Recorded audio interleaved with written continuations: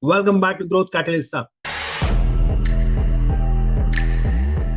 In today's episode, we are going to look at decision fatigue and how do you avoid it and how can you boost your mental energy. This is going to be very, very important for all of us who take decision after decision. It could be small decision, it could be big decision, doesn't really matter. If you're a person who take lots of decisions in your office life or at personal life, this is going to be very important for you. Let's jump in.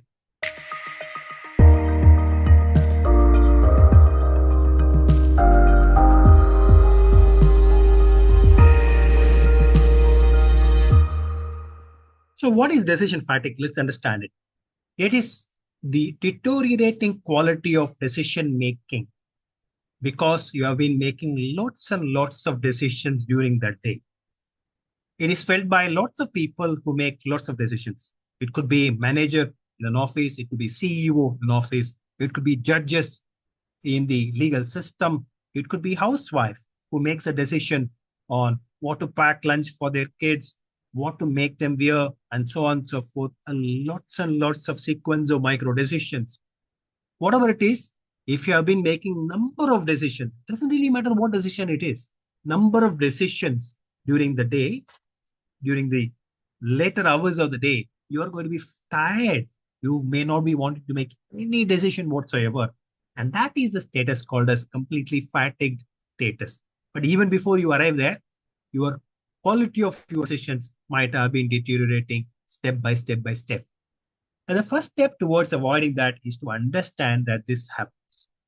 And next step is to see what you can do about it and therefore how to prevent this from happening to you.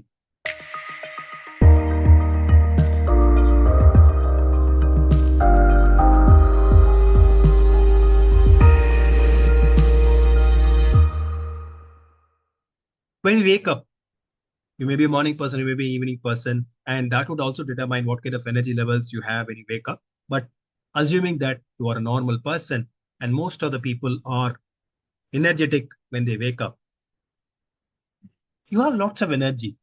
And every time you use the faculty, make and take a decision, a bit of that energy is used up. What to wear for the day? A bit of energy is used up. What to eat? A bit of energy is used up. How do you commute to office? Today, should I go by bike? Today, should I take my car? Today, should I take train so that it is easier? That decision may look small, but all of these small decisions actually chip away at your energy level. And once you go to office, there are a lot of decisions to make. What to do the first hour, how to prepare for that meeting at 10:30 in the morning, what to say in that meeting. Do you support option A? Do you support option B? This is going to come up. And what to say to the colleague that you have been avoiding for some time for whatever reason. And what to tell boss about the delay in a project which has been running delayed for some time. The boss still doesn't know about it and you have to break the news to him. What to eat for lunch? Should you eat at office cafeteria, which you may not like? Should you go out? It may be expensive. How to decide in between the two? What to do in the afternoon? There are three things to do. Should you take first? Should you take the second one? Should you finish the third one? What to do? And do you want to come early today because you promised your wife that you would come early today? Or you want to finish whatever you wanted to finish so that you can be peaceful for tomorrow's meeting? And when you come back, what to eat for dinner? Should you eat at home? Should you want to go out? You went out only 2 days back. Should you repeat it? Should you go out to the same place? Should you want to go to some other place? Decisions, because there are lots and lots of options that we have across any spectrum of decisions. Decision making is actually becoming harder. The more options you have, the less decisive your decisions can be. So all of this have an impact in terms of your quality of your decisions and how you make, how fast you make, and how good those decisions are. And it can deteriorate after some point in time. That's what we mean by deteriorating quality of decision and the decision fatigue. Now that we know this is happening, this is why and how it happens, let's look at how to avoid it.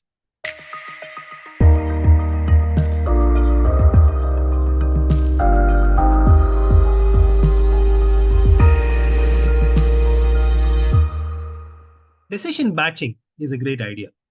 For example, very simple example could be instead of deciding what to eat for breakfast today, I can sit and plan my breakfast for the entire week.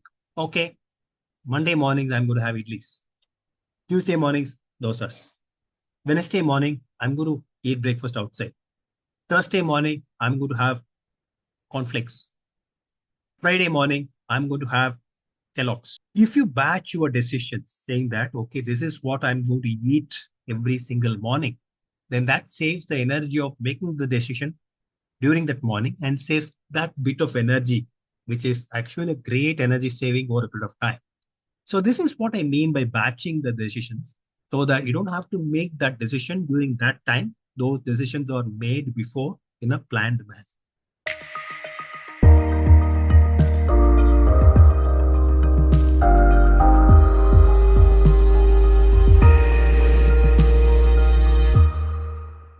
The second thing which you can do is simplifying choices.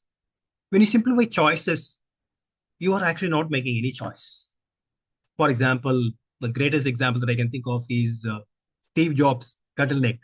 So he bought hundreds of turtleneck uh, shirts so that he doesn't have to think about them, decide about them. They were all the same shirts. There were plenty of them.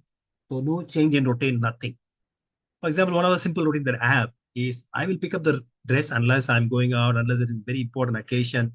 Then that's a different thing. But for morning routines that I have to wear for office, I pick up the first set of dress which is available on the shelf. If you have to wear uniform to the office, it makes choices even better, even simpler. So simplifying that routine, simplifying the choices ensures that you don't have to make a choice during that occasion. And that is also a great way of conserving that energy.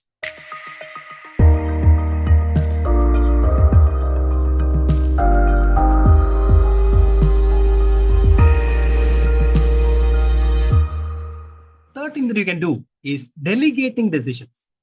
Not everything has to be done by you. Other people who are better at it, other people who love to do the decision, take the decision, can make the decision. So you leave other people who are better placed to make the decision. For me, my wife decides what I eat every day. She's great at it. I leave it to her. She takes care of me. That's it. No questions asked. So if you can delegate, and in office we do delegate a lot of things to a lot of people. Not everything is decided by you, if you're a manager. You do delegate your tasks. You do delegate a lot of things that to be done by others, not by yourself. And when you delegate, that is taken off you in terms of decisions. Remember, delegating is not abstaining from decisions. Delegating is only the decision choices are not made by you, but the ownership of what happens because the decision is still taken by you. Remember that as a aside, I want to call it out because a lot of times this feeling of, oh, I've delegated, I'm not responsible comes in. Sorry, buddy, you are still responsible. Delegation of choices is given to others. But that's a great way of ensuring that you don't make the choice and you don't spend your energy making those choices.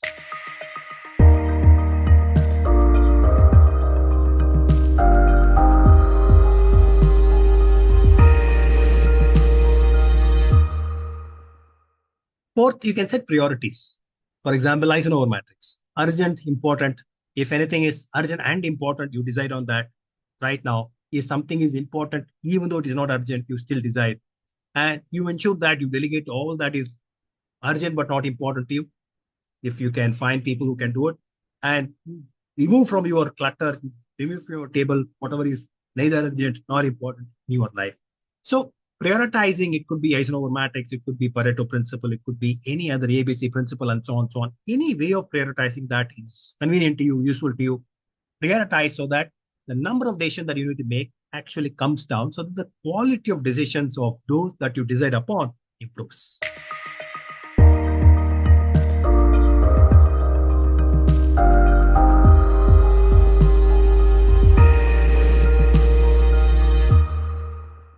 Taking breaks or setting using a time blocking techniques like Pomodoro technique, but essentially from a point of view of taking breaks.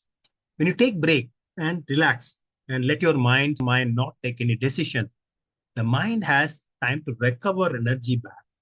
And it could be that you may be listening to some songs which are interesting to you. It could be that you watch some cartoon. I do that sometimes. It could be that you just go across a table and talk to a colleague whom you have not spoken for some time, or you just walk around the block. All of this and essentially to ensure that you are away from any of the thought process, away from thinking, and ensuring that your mind has that recovery time and it recovers back the energy that it has been expending over a period of time.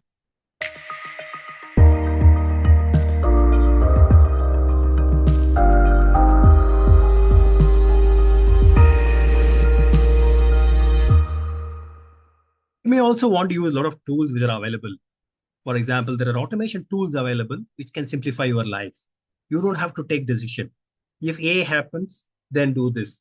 For example, tools like Zapier can basis your the set of rules can okay if this kind of person is sending this kind of file, then save it in this folder. You can actually automate things like that in today's context. Use automating tools. Excel macros. Do this, do this, do this, all of this put together as a macro. It runs on by itself. We don't have to look at the sheet of numbers and look at and decide everything. So wherever possible, using automation is a great idea to reduce the decision fatigue.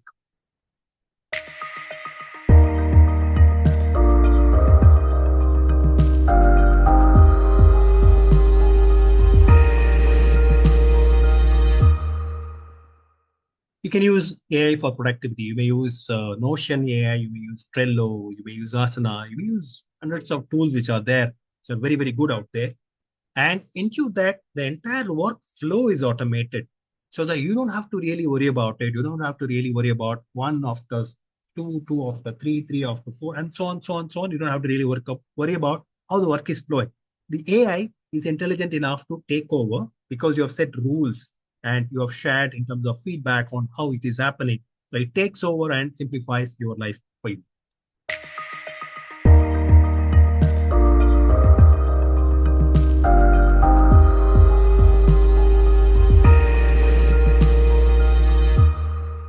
There could be content choices that you want to make. And today's, Netflix can make content choices. Any channel, any content worthy of its name today makes content choices for you. It may be TV content, it may be serial content, it may be visual content, it may be non-visual content. But there are choices that you get in terms of what you need to watch, what you need to read, what you need to listen to, and so on and so forth. That also can reduce decision fatigue greatly.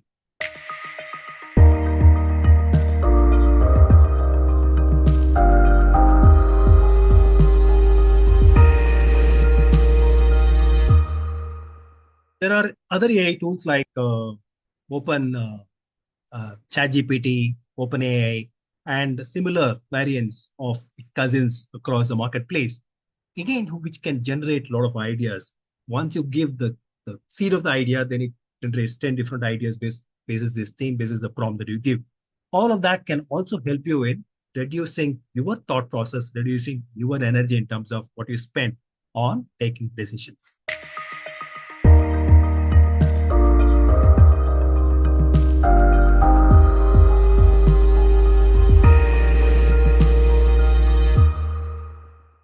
So while we have looked at some of the tools and techniques in terms of reducing the decision fatigue which can happen, let me look at it from the routine perspective. Let me look at it from a way of life perspective as to what you can do to reduce decision fatigue.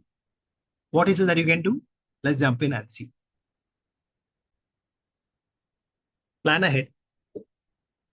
You don't have to decide things only during the decision-making time. You can plan ahead and decide what to do during the week, what to do during the month, what to eat for next 5 days, and so on. So you can plan ahead, and planning ahead can reduce decision fatigue greatly. You can establish routines that you will do when it comes to wearing, what is it that you would wear? When it comes to eating, what is it that you would eat? You can establish routines so that those routines safeguard your sanity. You can also say no. You can set boundaries, what you will take up, what you will not take up, what you will accept, what you will not accept. So when you set boundary conditions, when you say no more than yes, then you don't have to decide on how to go about doing those things for which you have said yes. A lot of times, sleep and good quality of sleep and rest and not doing anything also conserves a lot of energy. And the quality of your sleep will determine the quality of your energy next day. Quality of the nutrition that you consume will also decide on the quality of energy available to you during the course of the day. So sleep well, conserve your energy, eat well, generate better energy for you to focus on the tasks ahead. And finally, reflect and learn. Reflect on what is working for you. Reflect on the number of decisions that you're taking and on what are you taking. Are you taking small decisions, or are you taking big decisions? Finally, what is small and what is big is completely up to you. I know people for whom every day eating is very important, and that is a big decision for them. For me personally, that is not a big decision as long as I eat the same thing and not deviate from. Normally, don't deviate from whatever I eat. And my wife takes care of whatever I eat. My dress and how I look, what I wear for any given occasion is again taken care of. I don't decide on all that.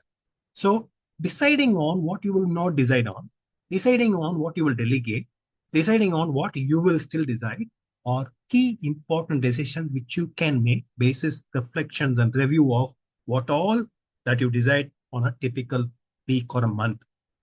Look and review all the decisions that you make during a week. Look and review all the decisions that you make during a month. Note down, are these decisions to be made by you? Are the decisions better made by somebody else? And who that somebody else is? Why you should trust them to make those decisions for you? Think about it. And therefore, some of these reflections will help you to decide on what is it that you don't have to think about. What is it that you can delegate? What is it that you can completely give up to somebody else and not even worry about it? And what is it that you should worry about? You should decide upon. And among the decision that you have to take, you have to worry upon what is it that you can plan ahead? What is it that you can set and establish routine? What is it that you have to think about deeply right now so that you can make the right decisions later on? So a reflection and review is very important, which will help you in terms of the quality of decisions. But whatever you do, don't decide on too many things. There are judges who feel the fatigue at the end of the day. There are doctors, especially surgeons, who feel the fatigue at the end of the day. There are CEOs who feel the fatigue at the end of the day because they take decision after decision after decision during the course of the day. And sometime or the other, it does affect the quality of decision that they take, especially after a series of decisions which are already taken by them. So remember, all of us do take decisions, and the higher position that you occupy, the more number of decisions that you will be taking, and you need to decide what kind of decision that you really want to take. Are they life changing, life impacting decisions, or are they going to be small ones in terms of what should I wear, what should I eat, and so on? If they're important to you, you should still take, but you are the best judge in terms of what is important to you, what is not important to you, what is it that you should decide, what is it that you can give up so that you can be free and you can conserve your energy upon. Think, decide, reflect, review, and ensure that your decision fatigue comes down. Wishing you all the best. Like and subscribe to the channel for more tips like this. See you in our next episode.